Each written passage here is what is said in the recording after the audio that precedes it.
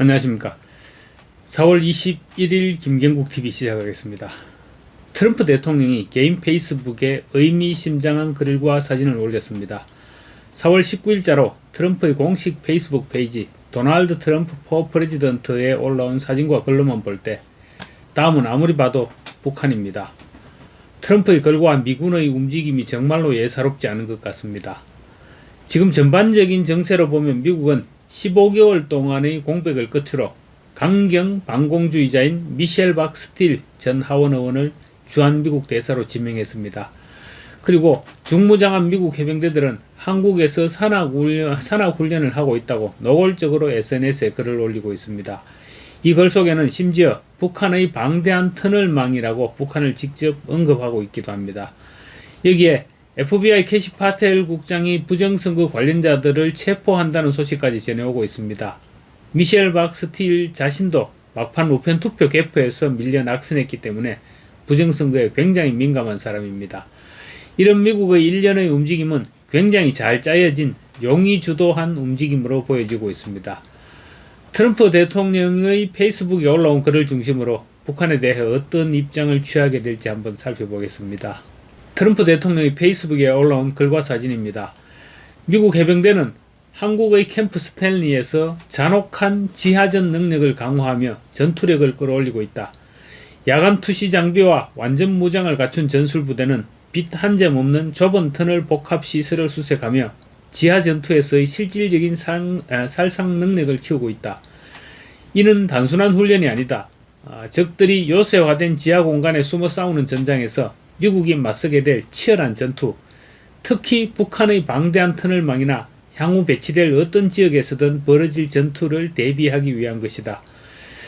정치인들이 말만 하고 관료들이 시간을 끄는 동안에도 전사들은 실제 전투를 염두에 두고 훈련한다. 진정한 힘은 나약함이나 끝없는 협상이 아니라 땀과 기술 그리고 강철 같은 의지에서 나온다. 이 해병들은 불이 꺼지고 전장이 지하로 내려갔을 때 승리하기 위해 준비하고 있다.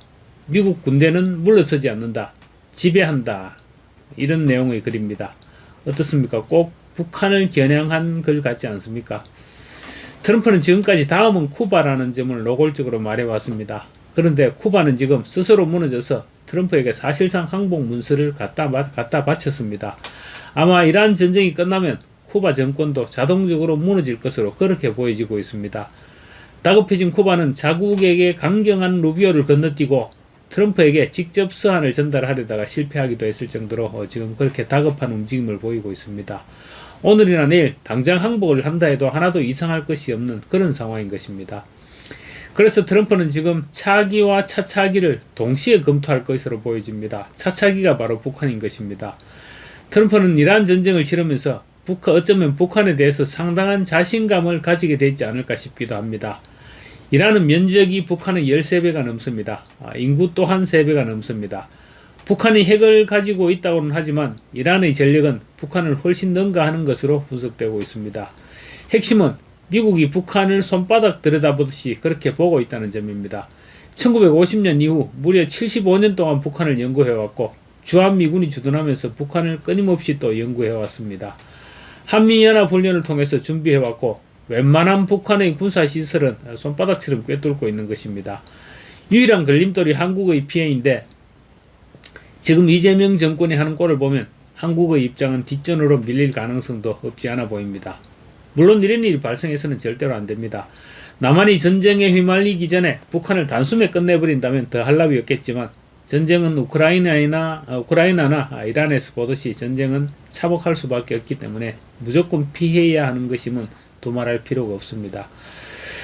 트럼프가 이란을 치듯이 북한을 치지는 못할 것이란 분석 역시 상당한 설득력을 지니고 있습니다. 우선 아까 말씀드린 것과 반대 방향으로 북한은 이란과 다르다는 분석이 가능합니다. 북한은 이미 상당수의 핵탄두와 미국 본토까지 타격이 가능한 ICBM을 보유하고 있는 것으로 평가받고 있습니다. 핵 반격 능력을 갖춘 북한을 함부로 건드리기는 쉬운 결정은 아닐 것입니다. 변수는 북한의 내부 응집력입니다. 하지만 미국이 사전에 북한을 뒤흔들어 놓는다면 이야기는 또 달라질 수도 있을 것입니다. 북한을 때릴 수 없는 두 번째 이유로는 이스라엘과 같은 변수가 없다는 점을 들고 있습니다. 이란 전쟁의 배경에는 이스라엘의 강력한 로비와 압박이 있었지만 한반도 주변에는 그런 역할을 할 국가가 없다는 것입니다. 오히려 정반대의 상황이죠. 가장 큰 전쟁 요인은 미국이 핵탄두까지 장착한 ICBM 능력이 있는 북한의 핵을 용납하지 못한다는 것인데, 미국이 어느 정도까지 피해를 감내할 것이냐는 점이 포인트가 될 수 있을 것입니다. 하지만 특히 한국의 참여가 없는 대북 군사작전은 사실상 불가능한 것도 사실입니다.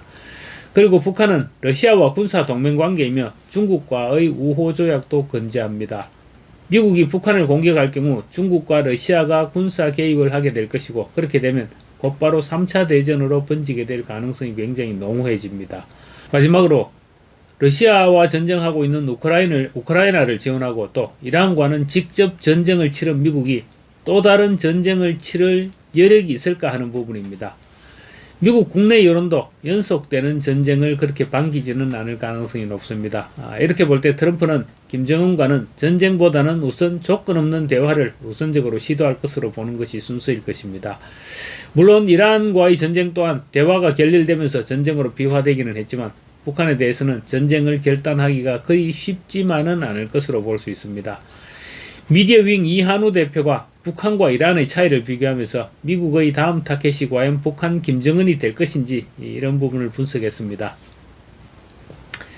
겉으로 보면 북한과 이란은 비슷한 국가처럼 보인다.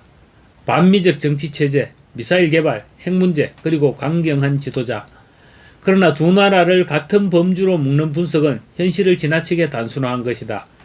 전략 구조를 조금만 들여다보면 북한과 이란은 성격이 전혀 다른 국가다. 먼저 이란은 지역 영향력 확대 전략을 가진 국가다. 중동 분쟁의 상당수에는 이란의 간접적 영향력이 작용한다는 평가가 적지 않다. 레바논의 헤즈볼라, 가자 지구의 하마스, 예멘의 후티 반군, 이라크의 시아파 민병대 등은 이란과 연결된 대표적인 세력으로 거론된다. 이들 조직은 자금과 무기, 군사훈련 등 다양한 형태의 지원을 받아왔다. 이 때문에 중동에서는 이란을 단순한 국가가 아니라 대리 세력 네트워크를 활용해 영향력을 확장하는 국가로 보는 시각이 강하다. 반면 북한의 전략 구조는 이와 다르다. 북한의 군사 전략은 외부 영향력 확대가 아니라 체제 유지와 억제력 확보에 집중되어 있다. 핵무기와 탄도미사일 개발 역시 이러한 맥락 속에서 추진되어 왔다. 북한은 이란처럼 해외 민병대를 조직하거나 지역 분쟁에 개입해서 세력을 확장하는 전략을 취하지 않는다. 종교나 이념을 기반으로 한 국제 네트워크도 존재하지 않는다. 이 차이는 군사 위협의 범위에서도 분명하게 드러난다. 이란의 영향력은 레바논, 가자, 예멘, 이라크 등 중동 지역 전역으로 연결되는 확장형 구조를 가진다. 반면 북한의 군사력은 대부분 한반도 주변에 집중되어 있다. 비무장지대 인근 장사정포 전력, 단거리 미사일, 전술핵 체계 등은 주로 한국과 일본을 겨냥한 전력으로 평가된다. 따라서 두 국가의 위협 성격은 분명히 구분된다. 이란은 중동지역 질서를 흔드는 확산형 위협이고 북한은 체제 생존을 위한 억제형 위협이다. 여기에는 한반도의 역사적 맥락도 일정 부분 작용한다. 한국사는 외세 침략에 맞선 방어전쟁의 경험이 많았고 주변 지역을 장기간 지배하거나 팽창 전략을 지속적으로 추진한 전통은 상대적으로 약했다. 내부 권력 충돌로 인한 비극적 전쟁, 즉 동족 상잔의 역사적 경험은 존재하지만 지역 패권을 목표로 한 군사 확장의 흐름은 강하지 않았다. 이러한 역사적 경험은 한반도 안보 구조를 이해하는 하나의 배경이 된다. 결국 질문은 다시 돌아온다. 미국의 다음 타겟이 북한일 것인가? 현실적으로 가능성은 크지 않다. 북한은 이미 핵무기를 보유한 국가로 평가되며 중국과 러시아라는 지정학적 변수도 동시에 존재한다. 무엇보다 북한은 이란처럼 중동 전역에 연결된 대리전 네트워크를 구축하고 있지 않다. 이 때문에 북한 문제는 오랫동안 군사적 제거의 대상이라기보다 억제와 관리의 대상으로 다뤄져 왔다.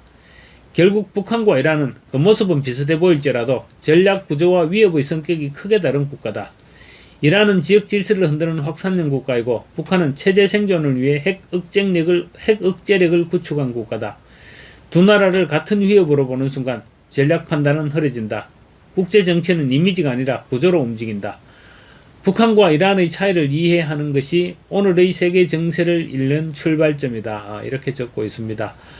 그런데 트럼프 대통령은 결코 허언을 할 인물이 아닙니다. 그가 SNS에 북한의 터널망을 직접 언급하며 미군의 살상 능력을 과시한 것은 김정은 정권을 향한 최후 통첩이자 트럼프식 힘에 의한 평화가 임계점에 도달했음을 시사하는 것이 분명해 보입니다.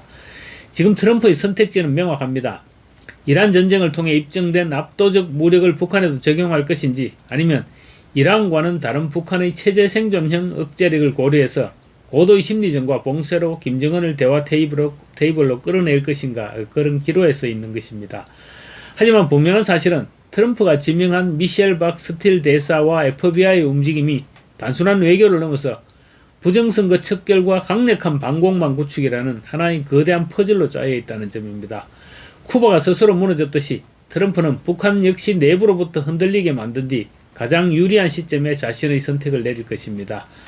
전쟁의 참혹함은 피해야 하지만 동맹을 무시하고 적국의 너그러운 이재명 정권의 형태가 트럼프의 결단에 어떤 변수가 될지도 눈여겨봐야 합니다. 트럼프의 시선은 이제 쿠바와 이란을 넘어서 북한의 지하터널로 향하고 있습니다. 진정한 힘은 협상이 아니라 강철 같은 의지에서 나온다는 트럼프의 말은 절대로 흘려들어서는 안 될 것으로 보여집니다. 마치겠습니다. 오늘 영상에 동의하신다면 구독과 좋아요 그리고 알림 설정으로 격려 부탁드리겠습니다. 감사합니다.